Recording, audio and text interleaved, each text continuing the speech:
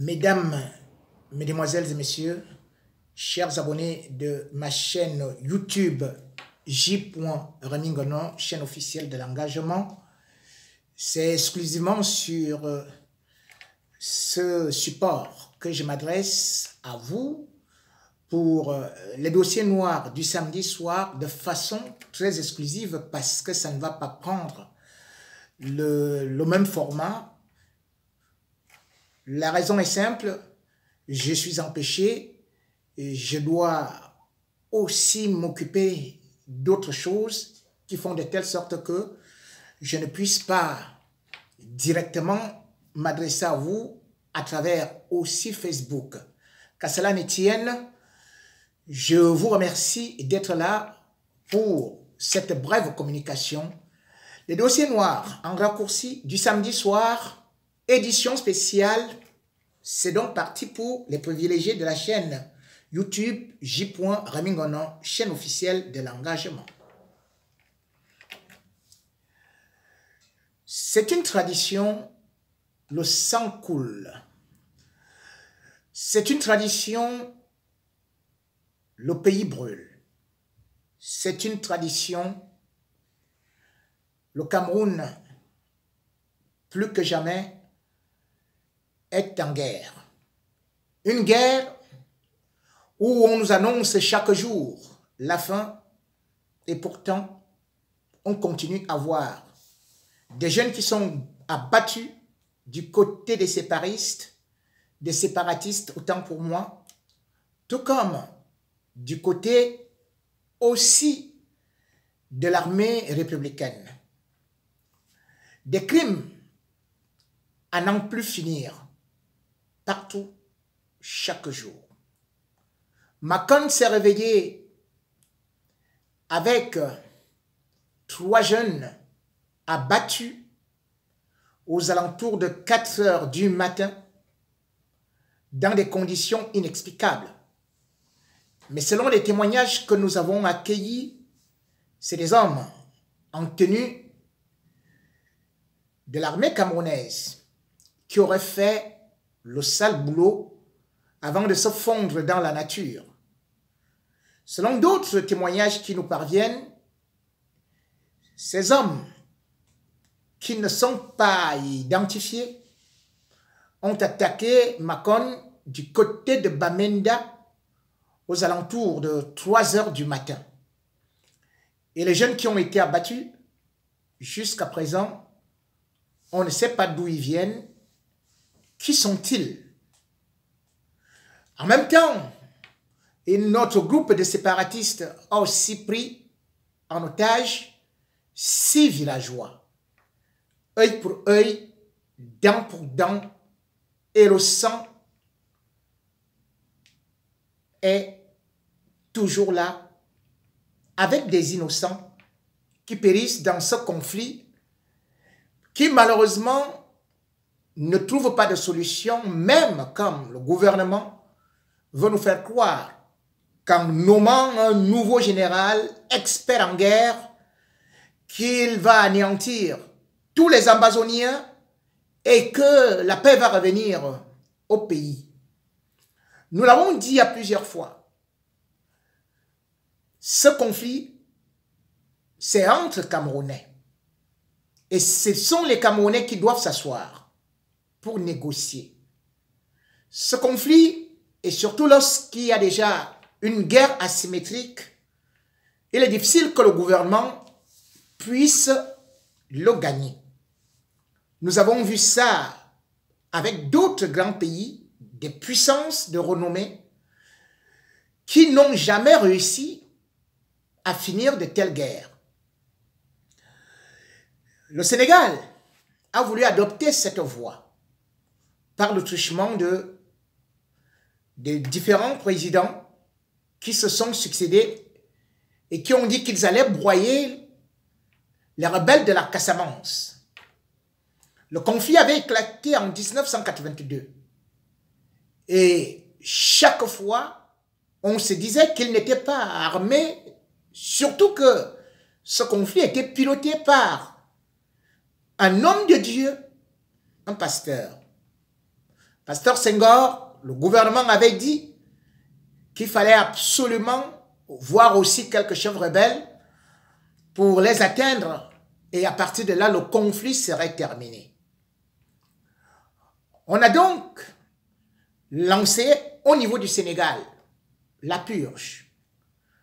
Mais ça n'a jamais résolu ce conflit et l'État du Sénégal avait aussi adopté la position de Paul Biya avec les membres du gouvernement qui se disaient que l'armée étant mieux équipée que des rebelles de la Casamance qui se repliaient plutôt vers la frontière avec la Gambie et qui n'avaient pas une certaine artillerie à part quelques petits couteaux qu'on montrait parfois, quelques petites batteries, quelques fléchettes, que cette guerre allait vite finir, ou plutôt qu'on allait anéantir tous les rebelles de la Casamance. Au bout d'un certain temps, les dirigeants sénégalais ont compris qu'ils s'étaient trompés. Et au lieu d'organiser un vrai dialogue, ils ont exactement fait ce que Paul Biya lui aussi il a fait. Des faux dialogues, des fausses promesses, des fausses résolutions, comme en 2004 pour l'accord de paix, qui plus tard avait d'ailleurs été rompu par le gouvernement, sachant ou alors se disant que le pasteur qui était le chef de la rébellion étant mort en 2007, eh bien, la guerre était déjà finie. Que non. Le gouvernement sénégalais avait voulu donc reprendre du terrain par la force. Et la guerre a une fois de plus éclaté. Macky Sall est arrivé. Macky Sall, lui également, s'est dit qu'il allait récupérer toute la latitude du nord au sud, de l'est à l'ouest. Bref, il était le maître des lieux. Sauf que la résistance qu'on croyait diminuer a eu à renaître de ses cendres. C'est ça la rébellion, lorsque ça commence. Et d'ailleurs, en janvier 2022, plus exactement le 24, l'armée sénégalaise avait lancé une offensive à travers la Casamance, les poches de rébellion, et cette résistance a abouti à ce que, par la suite, il y ait une réplique. Et finalement, l'armée sénégalaise a perdu des éléments. D'autres ont été faits otages. Et Macky Sall s'est retrouvé dans une difficulté, croyant encore frapper plus fort, organiser une autre excursion en mars, alors que les rebelles avaient libéré ses soldats. Encore une fois, échec. Macky Sall a donc décidé de jouer carte sur table, de jouer franc jeu. Ceux-là qu'il appelait des rebelles, aujourd'hui, il a accepté de négocier avec eux. Et les négociations ont été engagées par l'intermédiaire d'une personnalité neutre, à savoir le président de la Guinée-Bissau, qui est actuellement aussi le président de la CEDEAO et qui est voisin ou alors qui est au milieu du Sénégal. À travers ces négociations où les rebelles ont désigné un représentant, eh bien, Macky Sall lui aussi a envoyé un représentant pour que ces discussions se tiennent en Guinée-Bissau. L'accord a été signé le 4 août 2022, un accord de paix pour que les armes soient enfin déposées. Combien de maisons ont été brûlées? Combien de personnes ont été déplacées? Combien d'enfants ont été tués? Combien de militaires ont perdu la vie? Combien de rebelles ont été zigouillés? Oui, le bilan est macabre. On fait la guerre quand on veut. On la termine quand on peut, disait Nicolas Machiavel. Cette guerre, comme je l'ai toujours dit, cette guerre au Cameroun est inutile, comme au Sénégal. Puisque 40 ans après, on réalise que la force ne peut pas résoudre tout et que les conflits fraternels et que une guerre asymétrique, même si on tue un général, 2 généraux, 3 généraux, 4 généraux, 5 généraux, il en renaissent d'autres comme des champignons. Et combien de fois au Cameroun, dans les 2 régions anglophones, où au moins il y a 8 millions d'habitants. Macky Sall est en train de préparer sa sortie. Mieux vaut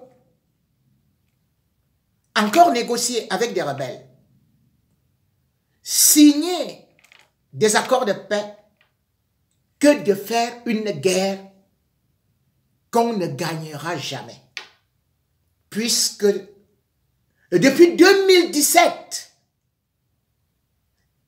le bilan est terriblement sanglant, terrifiant, horrifiant. Que de meurtrissures, que de blessures. Comment allons-nous penser ces plaies des générations et des générations, des rancunes et des rancunes? Et pourtant, le dialogue devrait permettre qu'on puisse résoudre cette crise qui est en train de ruiner non seulement l'économie de notre pays, mais aussi ruiner même l'image d'un pays qui était présenté comme un havre de paix. Qu'est-ce que Biya aura laissé? C'est la question qu'il faut se poser. Guerre, incendie, pays en friche.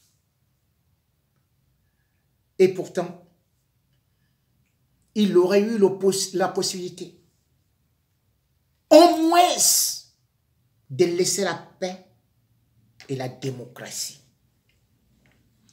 Regardez l'exemple qui se passe au Sénégal aujourd'hui. Combien de présidents ont défilé devant Paul Biya?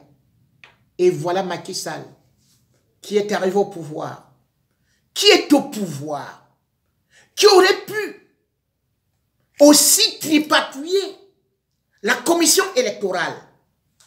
Mais non, il a laissé faire. Il a laissé agir la démocratie. Et le Sénégal aujourd'hui est un exemple pour l'Afrique. Le Sénégal donne des leçons. Alors que le Sénégal se retrouve à 19 mois de l'élection présidentielle et que Macky Sall devait tout faire pour remporter les législatives afin de modifier peut-être la Constitution, d'avoir la majorité au Parlement et d'enlever le boulon de la Constitution pour qu'il puisse faire le 3e mandat, Macky Sall a au moins respecté la démocratie, les institutions de la République, puisque c'est l'opposition amenée par Maître Abdoulaye Wade et aussi Ousmane Sonko, un jeune. C'est cette opposition-là qui vient de mettre à mal Macky Sall et qui certainement va gagner l'élection présidentielle. Oui, pour la dernière élection, Macky Sall n'a remporté que 82 sièges au Parlement contre 80 pour l'opposition. Est-ce que cela sera possible et qu'il puisse gouverner? Non, puisqu'il n'a pas la majorité absolue. À partir de cet instant, il lui sera donc difficile de prostituer la Constitution, de piétiner la démocratie sénégalaise. Avant cette élection, Macky Sall avait la majorité au Parlement, avec 125 sièges. Mais le peuple sénégalais, qui est mûr, le peuple sénégalais qui connaît les fruits de la démocratie, le peuple sénégalais, aujourd'hui, démontre au peuple camerounais qu'il est plus mûr que lui. Lui, le peuple sénégalais connaît revendiquer ses libertés, connaît revendiquer ses droits. Le peuple sénégalais n'est pas là pour chanter Macky Sall Ayop, Abdoulaye Wade Ayop, Senghor Ayop, et ceci Ayop. Tous ces présidents sont venus, ils ont fait leur mandat et ils sont partis. Même quand Abdoulaye Wade a voulu modifier la constitution, le peuple sénégalais s'est levé comme un seul homme pour le botter dehors. Et aussi le peuple sénégalais, mais pas celui-là, qui poursuit la boîte de sardines avec du pain, ou juste du riz, ou encore du mil. Le peuple sénégalais est un peuple qui ne se fait pas corrompre, mais qui écoute les idées et qui veut le changement. Puisque Macky Sall aurait pu corrompre tout le monde. Mais regardez la démonstration de force d'Ousmane Sonko, un jeune. Ousmane Sonko n'est pas parti se greffer au gouvernement, n'est pas parti chercher quelques postes de député ou quelques postes pour négocier son entrée au gouvernement. Il a dit non à Macky Sall. Et en même temps, le peuple l'a suivi. Alors qu'au Cameroun, on préfère dire « Je suis le jeune Macron ». Je suis le jeune Macron, mais mes meilleurs amis sont du gouvernement, sont Joseph Orona. On préfère dire au Cameroun, nous sommes de l'opposition républicaine. Donc nous ne pouvons pas organiser les marches. Alors que dans les démocraties comme celle du Sénégal, les marches se font chaque fois que un dirigeant, un chef d'État veut s'écarter des normes démocratiques. Au Sénégal, on voit comment est-ce que les partis d'opposition peuvent s'unir pour secouer le régime en place. On a pu donc voir qu'on peut être aussi âgé qu'Abdoulaye Wade et s'unir à Ousmane Sonko. Mais chez nous, chaque fois qu'on a voulu dire coalition de l'opposition, ça a été coalition de trahison. C'est chacun qui voulait aller prendre des millions pour construire ses maisons. C'est chacun qui voulait aller vendre son âme à vil prix auprès des billards pour quelques strapontins. On l'a vu avec l'UNDP. L'UNDP et puis le SDF. Et on a vu ça avec l'UPC. Où finalement les hommes politiques n'ont pas d'ambition de pouvoir servir la nation. Leur objectif est de se servir. Leur objectif est d'utiliser la politique pour s'enrichir. Leur objectif est de trahir le peuple pour se nourrir. Parce que chez eux, la politique c'est la nyama.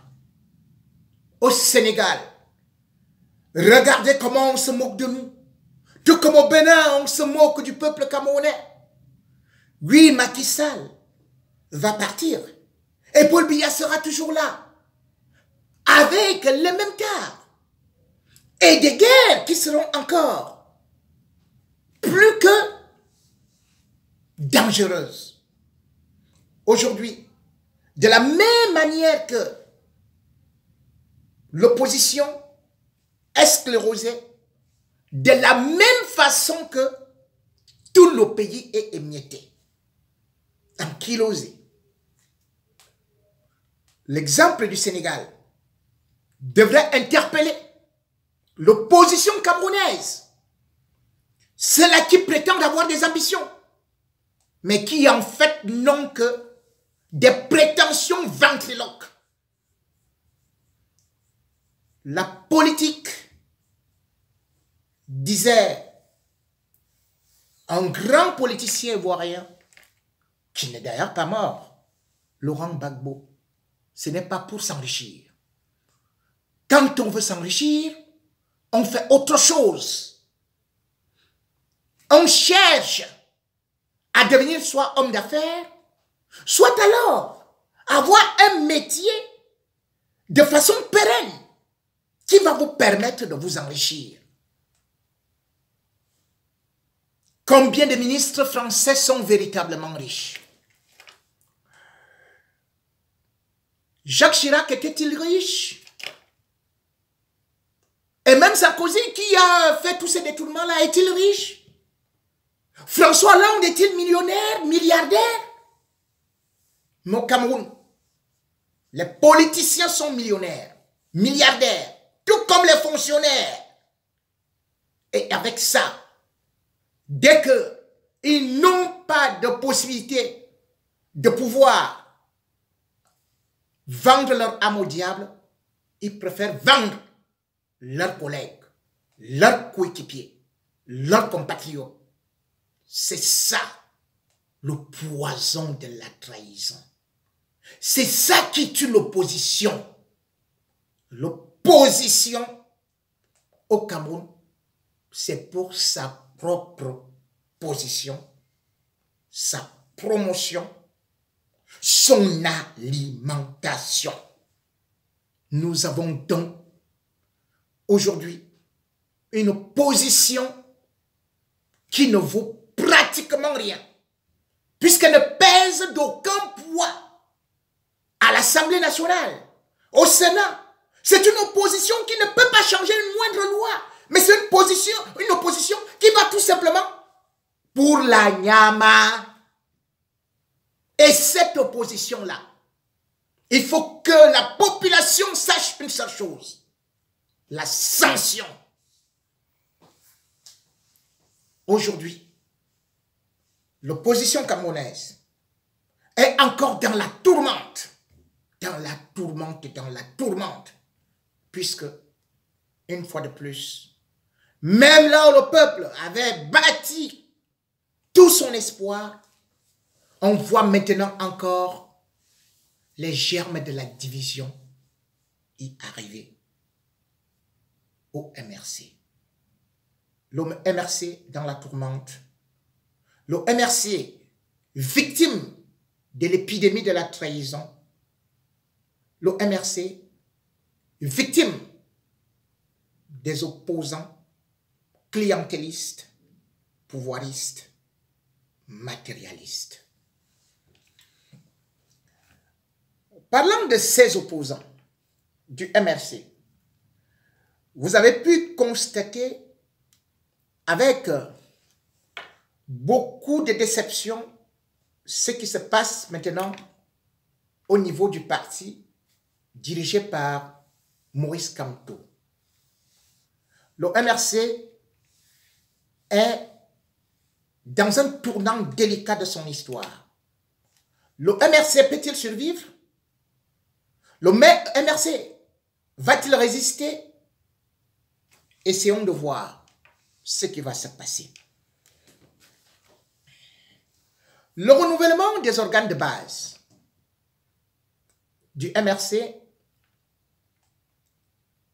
est en train de nous donner encore l'illustration de ce que nous avons souvent vu au Cameroun et qui permet à Paul Biya de régner comme un pharaon sans opposition. Le ver est dans la maison, ou plutôt Judas est dans la maison du MRC. vous avez pu le constater. Le MRC, surtout à l'ouest, qui est pourtant la région du président du MRC, c'est là-bas aussi où le MRC est beaucoup fragilisé aujourd'hui. Et c'est à dessein, puisque pour les élections au niveau des fédérations communales, départementales et même régionales, nous avons vu des individus, des groupuscules sortir de l'anonymat et venir revendiquer qu'ils étaient des désespérés, des déchus, ou alors ceux-là qui devaient certainement, une fois de plus, montrer que le MRC était, selon eux, un parti de brigands. Emmanuel Kweka, puisqu'il s'agit de lui, a bien voulu devenir quelque chose au niveau du MRC, que ce soit à partir des organes de base, où actuellement il y a des élections, sauf que certaines anomalies ont été constatées, telles que les cartes qui étaient falsifiées et d'autres choses qui ont montré qu'il y avait beaucoup de faux. Ainsi, les organes internes du MRC ont invalidé certaines candidatures qui donc ont préféré s'associer, se regrouper comme étant les déchus et qui d'ailleurs ont saisi le juge du référé pour que ces élections soient annulées. Sauf que le juge du référé, à 2 reprises, n'a pas donné raison à cela, estimant que c'est un problème interne au MRC qu'il fallait résoudre, conformément au statut. Malgré tout, ils ont réussi l'exploit d'obtenir de la part du sous-préfet de Bafoussam Ier une autorisation dite spéciale pour pouvoir organiser une conférence à Bafoussam et surtout dans des lieux appartenant à la mairie avec la complicité ou la permission du super-maire des lieux dont j'étais le nom et dont la mission a été aussi, surtout, après son élection en février 2020, de pouvoir anéantir le MRC. Une mission délicate, puisque pour le faire, la meilleure des façons, comme le RDPC, le parti de Paul Biya a toujours eu à procéder, c'est soit infiltrer, soit acheter des militants. L'opération a donc bénéficié de l'onction du gouvernement dans la mesure où, lorsqu'on voit qu'au Cameroun, il est quasiment impossible de tenir une réunion, lorsqu'on voit que les militants du MRC se retrouvent en prison, tel que Bibou Nissa, qui n'a même pas marché, et pourtant qui est affilié à un parti politique, conformément à la loi du 19 décembre 1990, le MRC devra organiser non seulement des manifestations, mais des assises un peu partout. Mais parce que le MRC a voulu organiser cela, ces gens-là se trouvent en prison avec le professeur Fougué. 7 ans. 7 ans.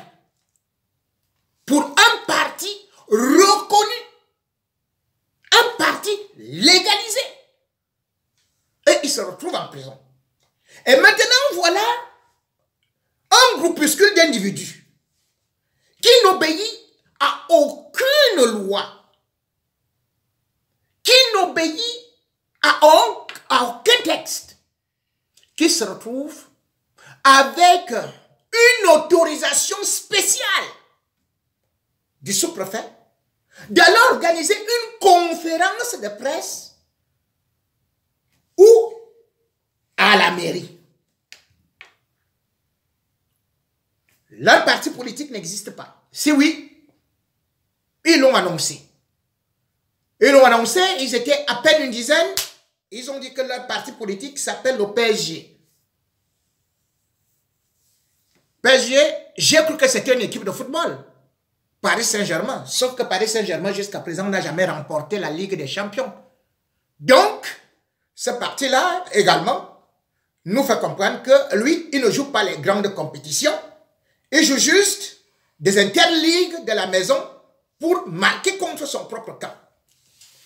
Dans leur diatribe, ils ont donc dit que le MRC était en train de se confondre à un parti d'avocats. Mais ce qui est beaucoup plus surprenant, c'est que celui qui deviendra donc le président de ce parti nous a avoué que lui, il était un affamé et qu'il comptait sur le MRC pour pouvoir manger, inscrire ses enfants à l'école. Vous vous rendez compte? Quand vous devenez parent, est-ce que vous naissez étant maire ou député? Puisque d'ailleurs être député, c'est peut-être un mandat de 5 ans. Après, on vous déverse. La politique est-elle devenue un métier à temps plein? Donc, si tel est le cas, lorsque quelqu'un perd les élections comme la droite, tout le monde va au chômage et tout le monde va se plaindre. Que oui, moi je n'avais qu'un seul emploi, c'était de faire la politique. C'était de faire la politique pour inscrire mes enfants à l'école, pour nourrir ma femme, pour acheter mes beignets, haricots bouillis, pour acheter mes vestes. Voilà donc. Et d'autres intellectuels camerounais, ils soutiennent cela que c'est normal parce que les fonctionnaires sont payés, et lesquels sont payés. Donc la politique, c'est un métier. C'est un métier à temps plein. Donc quand vous prenez cette résolution, alors que vos enfants sont nés depuis, avant la création du MRC, le MRC existe depuis combien d'années? Et vos enfants sont nés à Dieu. Donc, en ce temps, vous n'avez pas eu la possibilité